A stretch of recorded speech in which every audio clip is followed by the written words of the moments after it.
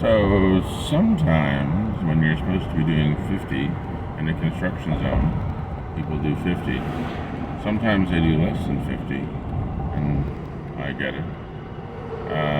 Right now we're in what was back there, far more dramatic zone, but okay, so just realize he's correcting and going back down to 50, but now he's doing 40. Anyway, so this is coming, we're past Golden, heading eastbound, and BC.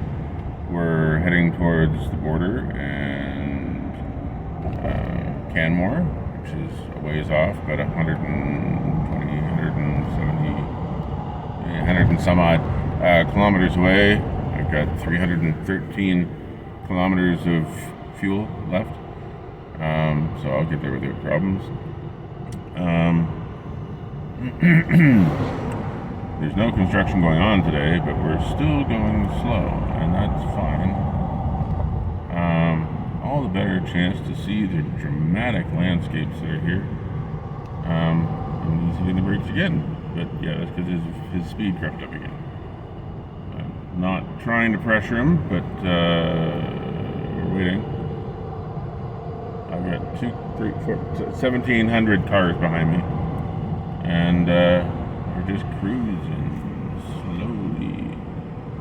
If I get it to the right speed and hit cruise control, I stay there, but he doesn't.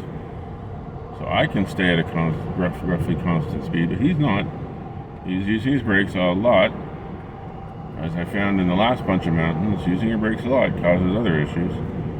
But of course, every time you hit your brakes, the cruise control stops. So let me just give him some space.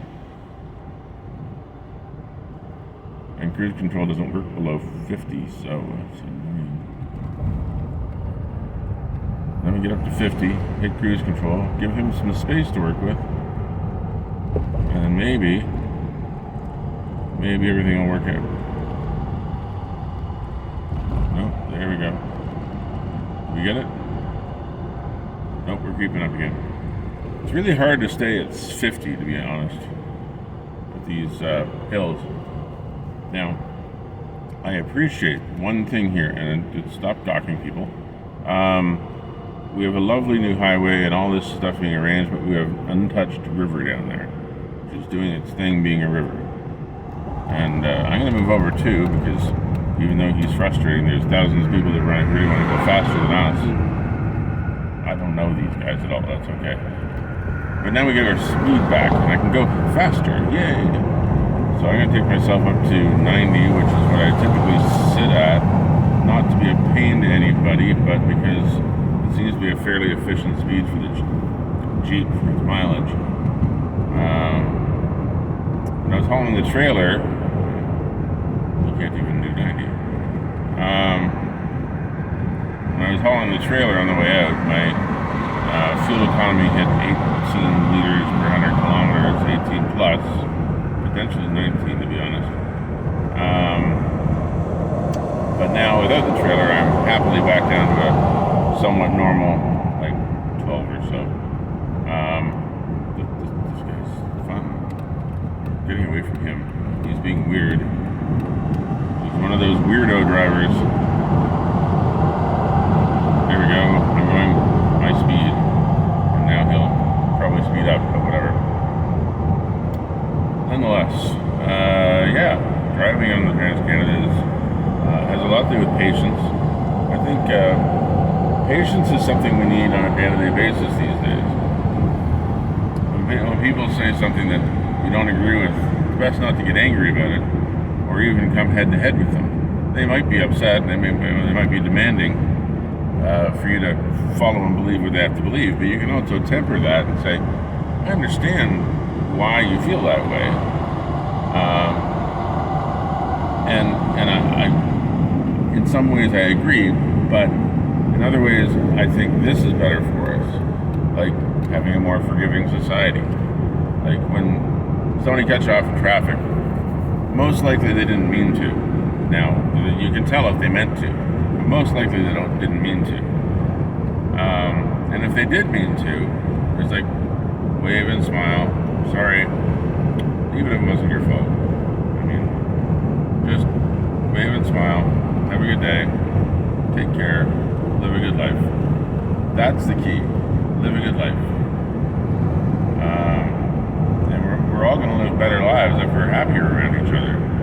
More patient, more understanding, appreciating our uniqueness, even when that uniqueness seems bizarre to us. It's okay if it's bizarre. Bizarre is fine. Don't judge others. Caution health. They have attack elk in here. Wow, this is dramatic, isn't it? Look at this scenery. You're going through a cavern cut into the mountain for the road. Man, we do amazing things. Anyway, be patient with each other. In my car, when I'm driving, I will often say things that express frustration. I'm not saying them to the driver that I'm looking at the time, who's doing the silly thing. I might be thinking they're an idiot at the time. But I would never call them that face to face, and I don't really want them. I don't really know that they're an idiot. They're just in my way. But we have to be patient with each other. Oh, and I need coffee, apparently. There we go. Good McDonald's coffee.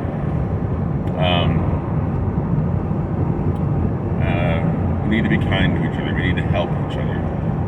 We need to look for opportunities to make somebody else's life better. Some people make other people's lives better by sharing their life, either through books, through music. A singer shares their skills, their talents, their passions, so that others might enjoy it. A YouTuber might share their life. And I'm not talking about the influencer YouTubers, but in some sense, it's the same. They share their life so that others can either live with a bit of vicariousness, experiencing something they couldn't, or to share their experiences so that others can perhaps follow, not as a sheep, but follow in their footsteps and do something that they are doing and doing it well. Oh, look at those mountains off in the distance. Isn't that beautiful? Clouds coming off the top. Absolutely clear sky. Sorry about my windshield. It's not as clean as I'd like it to be, but it's, I'm driving. Sharing is one of the best things you can give to others. Sure, it could be a slice of pizza. It could be $5 out of your wallet when somebody else is having a bad day. And it could be just sharing your insights. So, like One Van Life right now, Van Life Plus on YouTube, he shares what it's like to live in a van. I mean, it's not only that. He shares some of his life history, his story. He shares his passions. His passion is, I will say, and forgive me, Matthew, but videography, producing video. And by having his own YouTube channel, he has to produce video himself for his own purposes. But that, I think, is his long-term goal, is to be that video producer of bigger and better things. We were all impacted by this pandemic, and so was he. And he was, it's his story to tell, but he was doing portrait photography and that sort of thing in schools, etc. And sort of the booking guy. But he, that opportunity went away because of the pandemic, and then because it went away, he had to find something else to do. And, life got in the way, and he thought, okay, the best way out is to, out of all the pressures and debts and this and that, is to get in a van and live a life that's less expensive, less, well, more obviously nomadic, but he's locally nomadic. So he has responsibility. He has family in the Calgary area, so he stays in the Calgary area, and that's the right thing to do. I mean, I will always tell parents in a split situation when there's kids, you've got to stay there for the kids. Not in the relationship, but you got to stay available to those kids.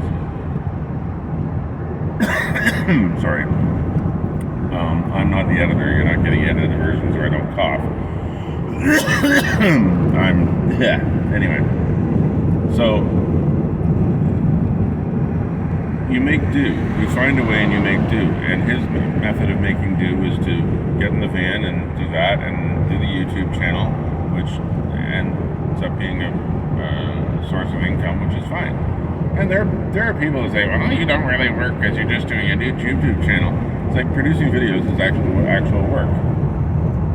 You see it every time you watch TV. There are people producing whatever you're watching.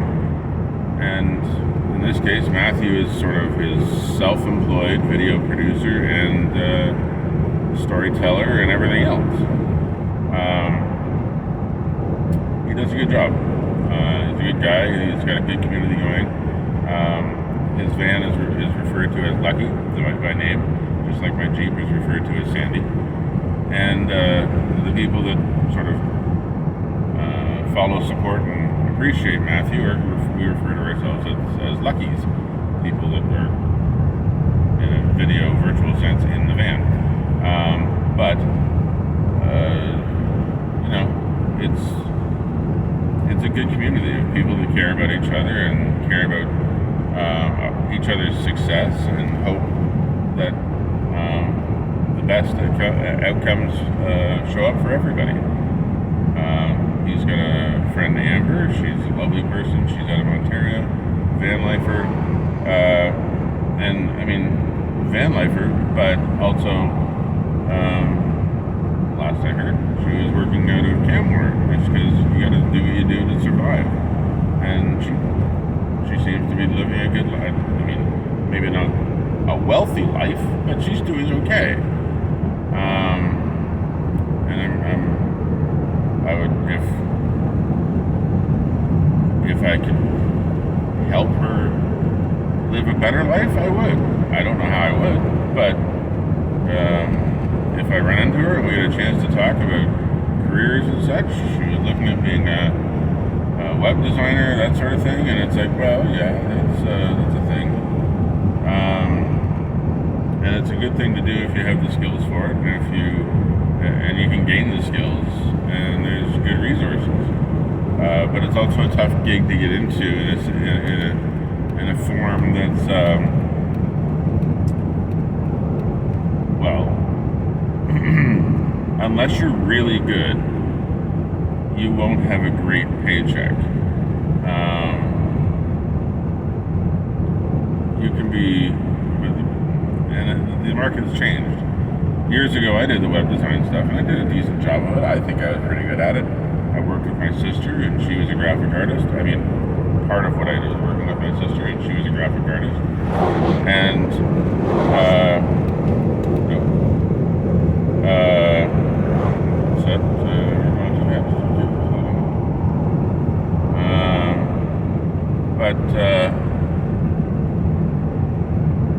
yeah, so I did that job for a long time, and then it got outsourced into, honestly, into Mexico. It's like, okay, so I went and I became a help desk tech, because you can be a physical hands-on help desk desktop support guy when you're in Mexico if the people are here. So, fine. I did that for a while, and I think I was over-skilled for that, not criticizing anybody who is a desktop support person, but I was over-skilled for it, and I also knew what was best for the customers, the staff, the people that needed the computers to work, and my management didn't agree with my methods, my customers were extremely happy with what I was doing day to day. My management was less happy, so when they said, I think we need to go different ways, I couldn't agree more. So I left.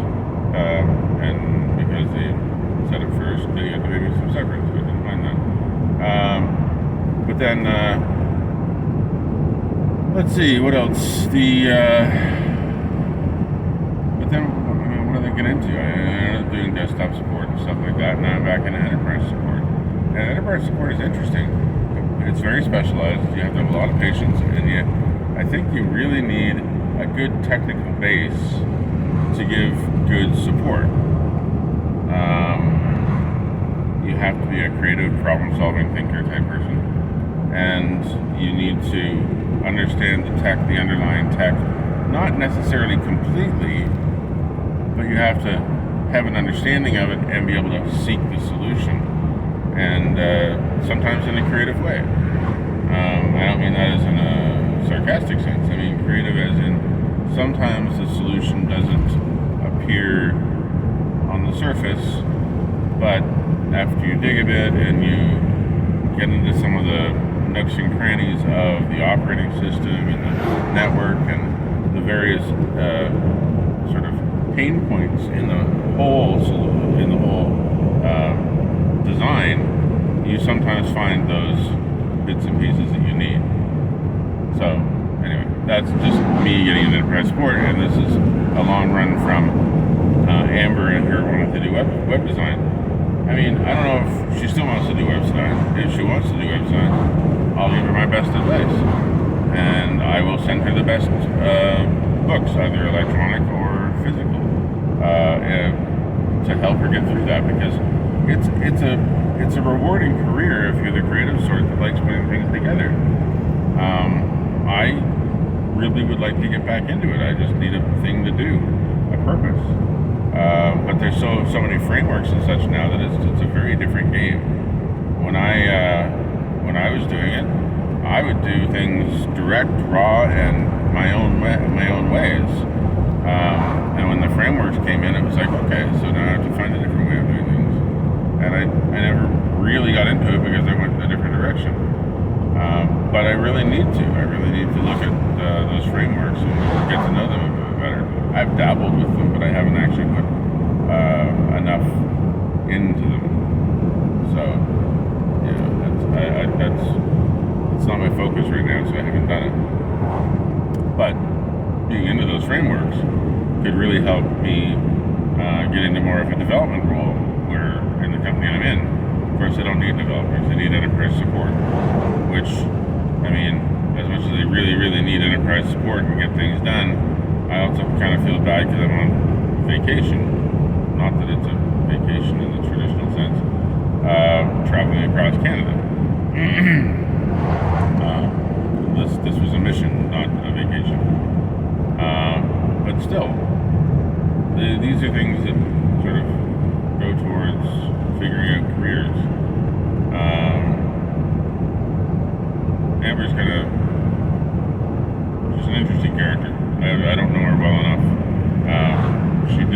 She has her own YouTube channel. She's referred to as Happy Coffee Van Life, but she's not as regular as Matthew at producing and releasing videos, which is fine because I don't think she meant to be a video producer sort. She means to be getting by and surviving, and I think everybody needs help doing that sometimes. Even I need help doing that. There are all sorts of ways to help people. And now we're back to just be good to each other, be kind to each other, and be better at helping others be better. Anyway, you take care, guys.